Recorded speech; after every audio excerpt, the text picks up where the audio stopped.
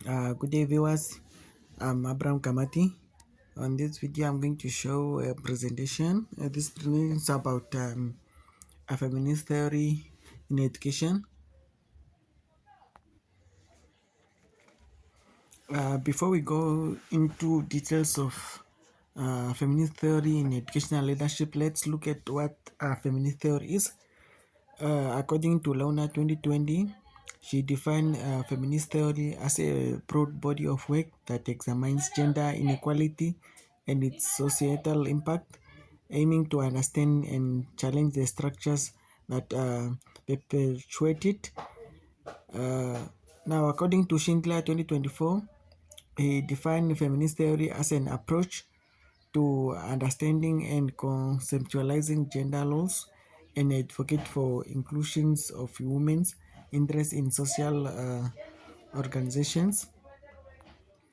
This is according to Schindler 2024. And then now we are moving on to how feminist theory can be applied to Namibian educational leadership. We are having 3 points. The first one is promoting inclusive and equitable educational practices. Here, a feminist leader can advocate for policies and practices that address gender-based inequalities.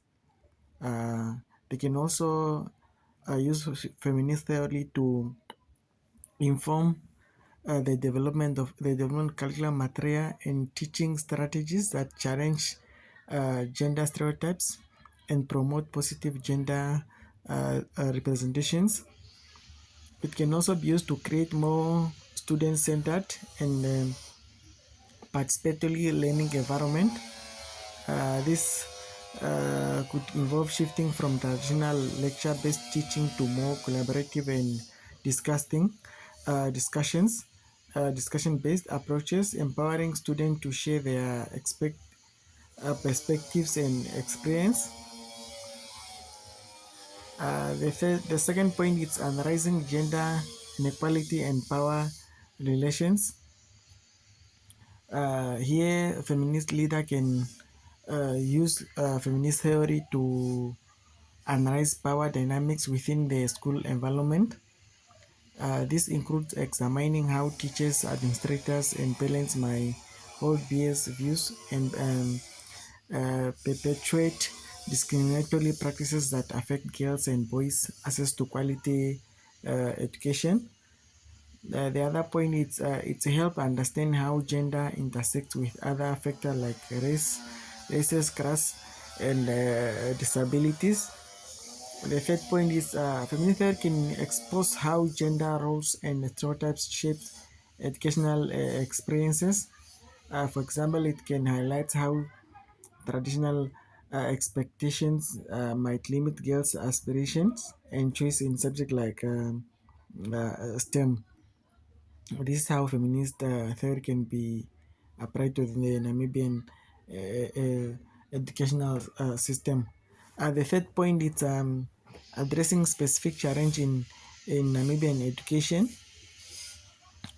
This it can help analyze the impact of patriarchy on the education of girls. This includes examining how traditional gender roles and expectations can limit girls' educational opportunities and perpetuate gender inequality. The second point is feminist theory can also be used to understand the challenges faced by gender non-conforming learner in Namibian school.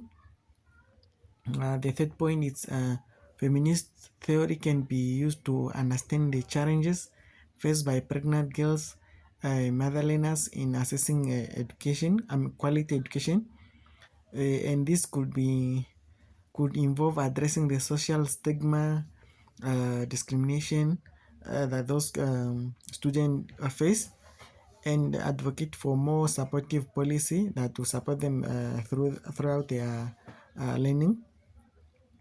Now we are moving on to the concept of feminism in Namibia. Here we are having 4 points.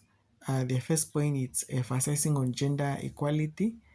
Um, Here, feminist leadership in education prioritizes creating a fair and inclusive learning environment for all students, regardless of their gender. Um,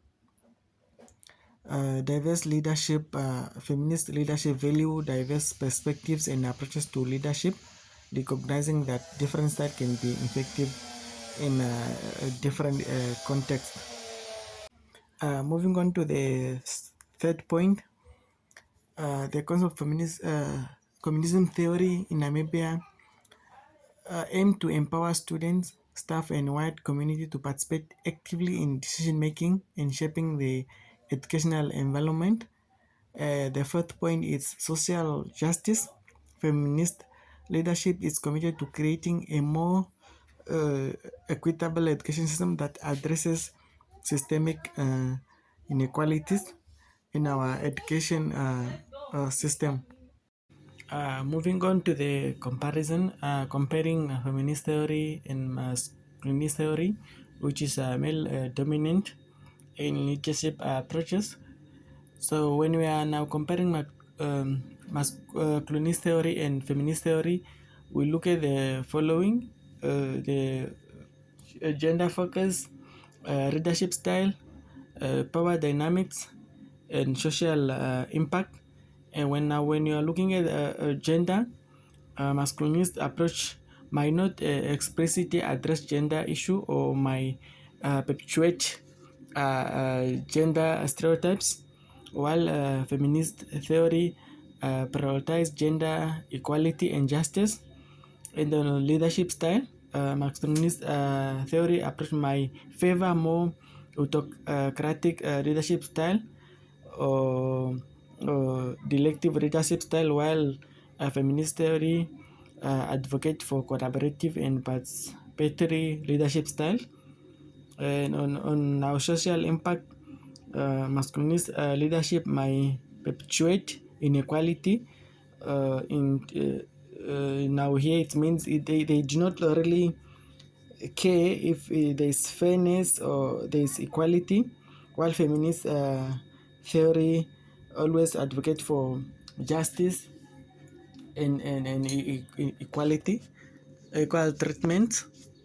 Now, in conclusion, feminist theory challenge traditional male-dominant leadership approaches in Namibia by advocating for inclusive, collaborative, and then equality.